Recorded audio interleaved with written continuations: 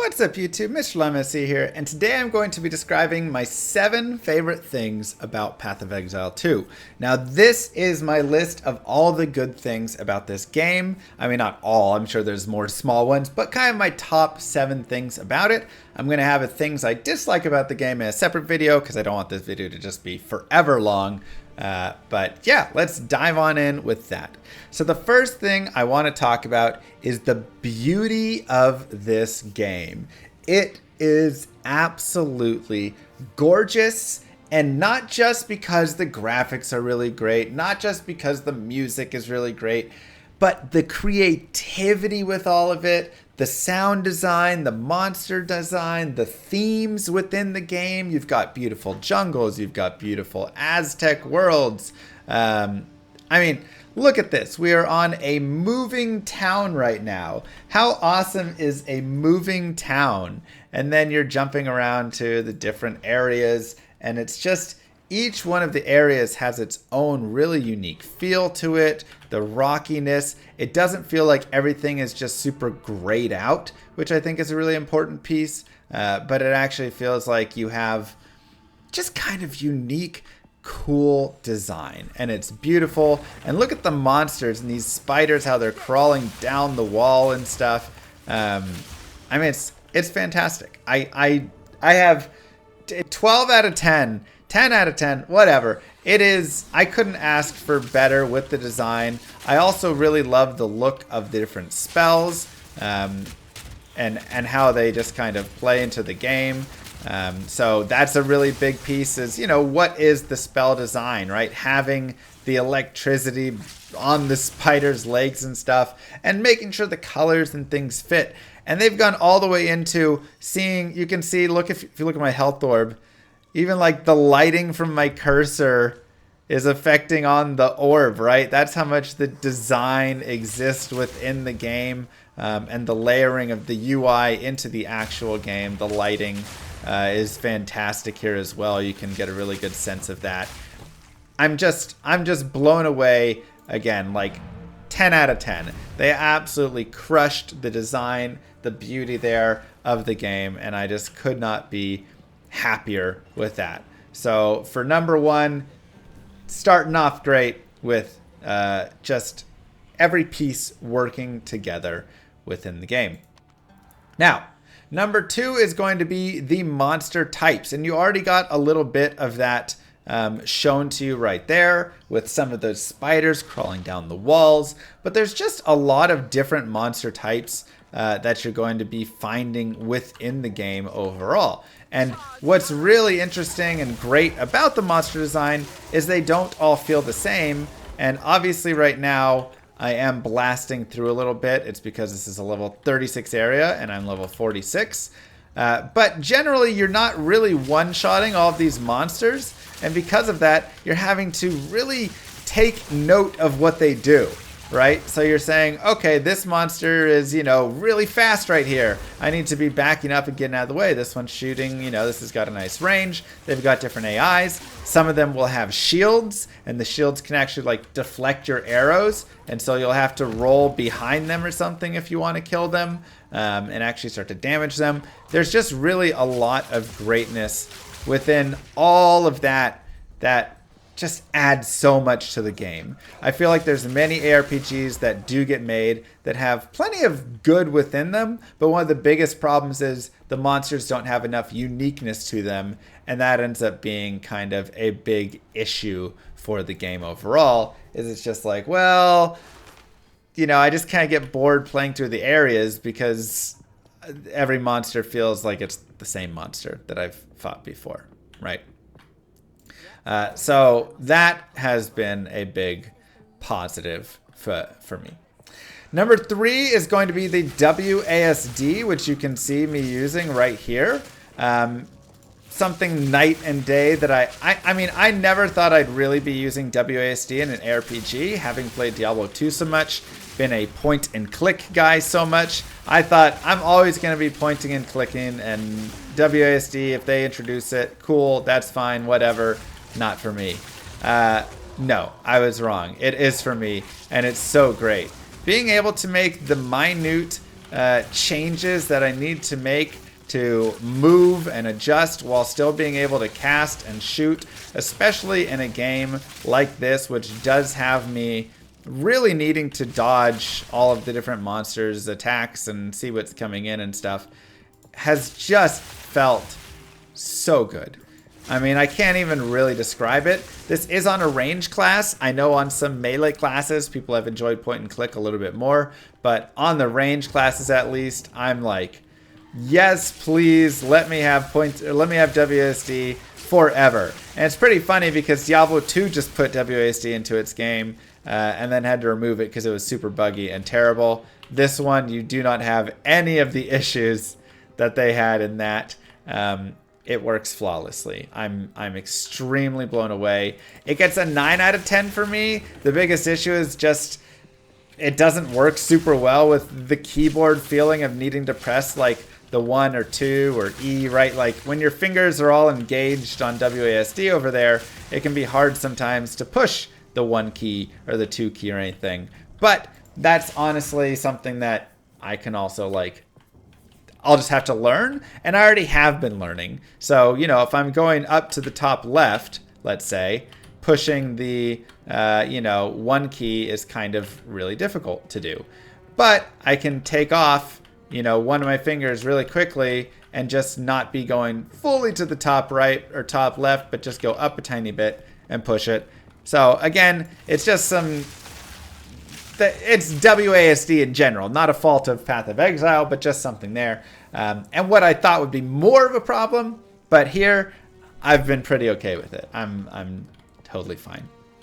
Number 4, and I'm not going to show footage because I don't want to spoil the boss fights, but number 4 is the boss fights, and this is my biggest win overall with this game, which isn't surprising considering Path of Exile 1 had fantastic boss fights, but this game took them and then pushed them up to the next level. I mean, I can't say enough about the boss fights in this game. They are absolutely gorgeously fantastic and just like chef's kiss to them is all I can say. They nailed it. And it's the boss design in every way. It is literally how the bosses look, how the spells are, the different feeling between each boss fight, all the different phases, all the different things you have to learn. And I love that I go into a boss fight, I die, I go back into it, but I've learned one more thing. Okay, when he does this attack, I have this timing window to get out. I need to be in this spot, whatever it is, right? Obviously, not hardcore friendly for your first just like get in and go, but I don't need it to be hardcore friendly, right? I feel like the game should be hard enough that you can't just on your first try beat it in hardcore. To me, that's kind of silly. Like, it should punish you and blast you. And that's kind of how it's been for most of the hardcore players that I've seen. All my friends that, play this game all the time. And you have Ben and you have Zitter and you have all these guys that have just been dying because it's a hard game. And they are experts of Path of Exile. But it's really, really great to watch and see it happen. And just, yeah, I love the boss fights. And you're getting beyond the boss fights, you're getting the arenas as well. The arenas shifting and moving throughout the boss fights. So you fight them in one area and then it moves into the next. You fight in an area that's moving as you're playing. You're fighting just in all these different spots. I can't say enough. I mean, when you play through this game, and there are 100 plus boss fights in this game, when you play through this game and you get to the boss fights and you're moving around, you're going to be like, this is so hard.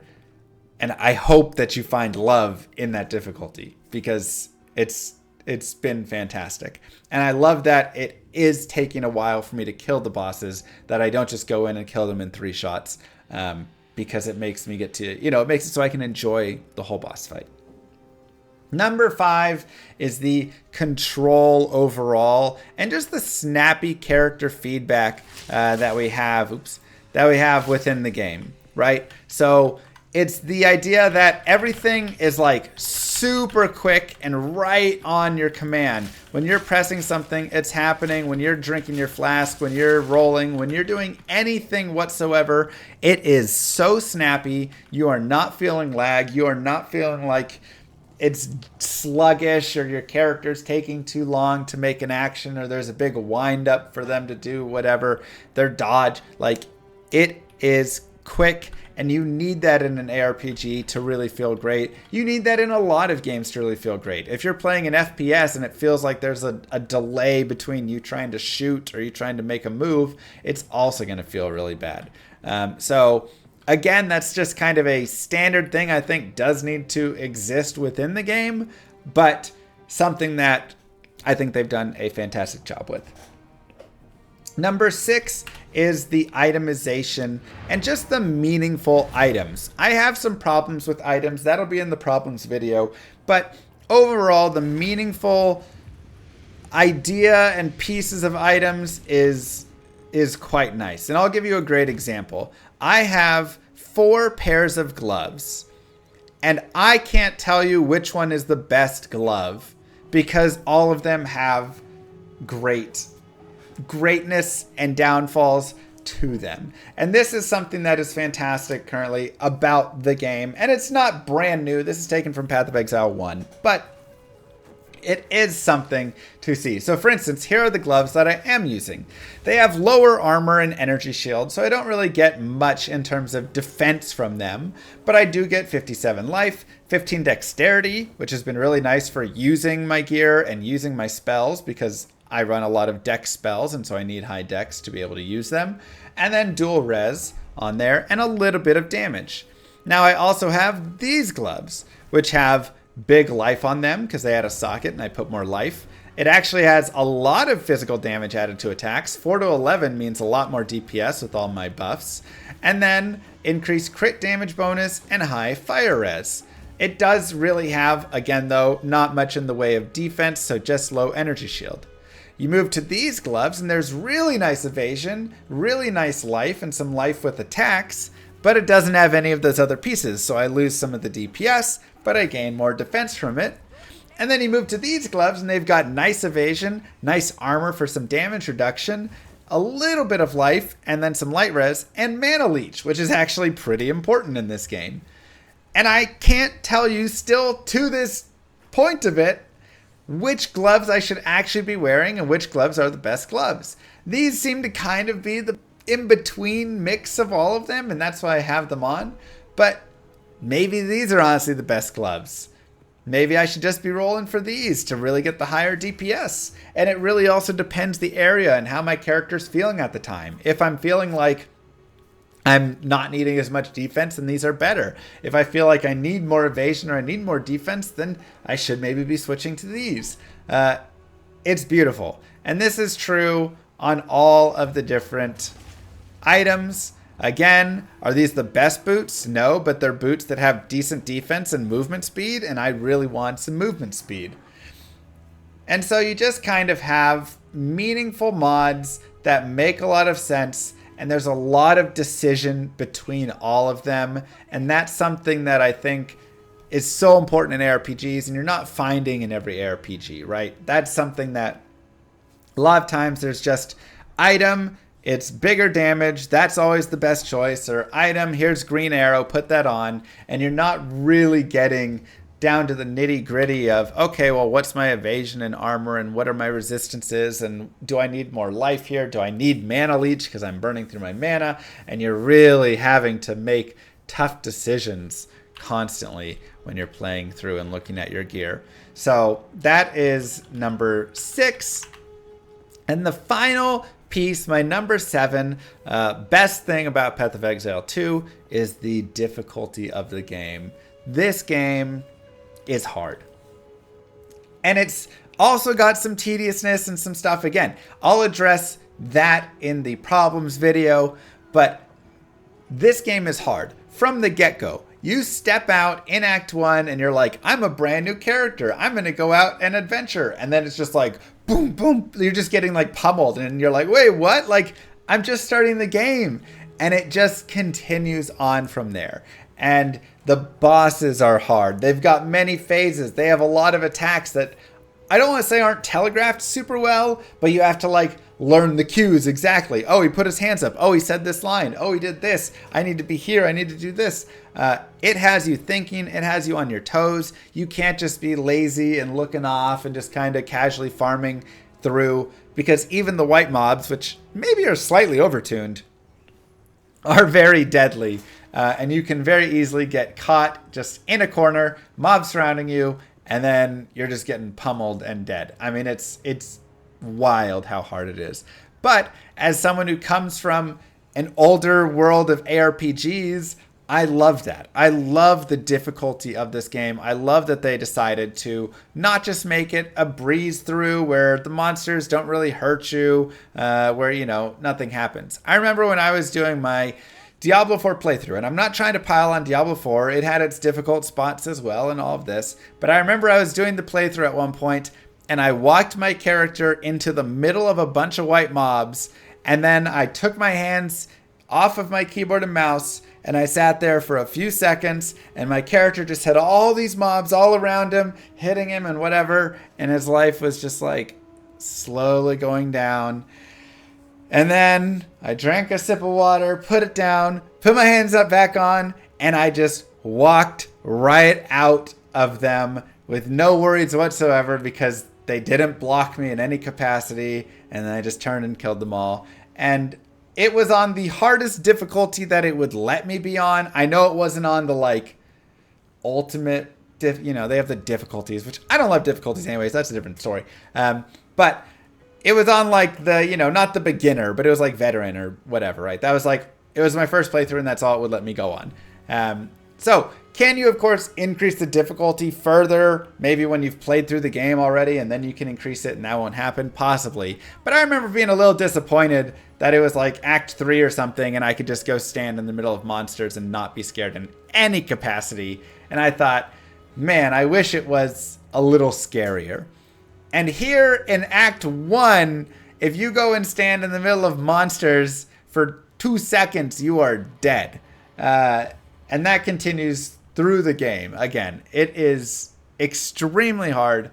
I love it. I'm having a blast. Again, we'll talk about more pieces of that in the next video.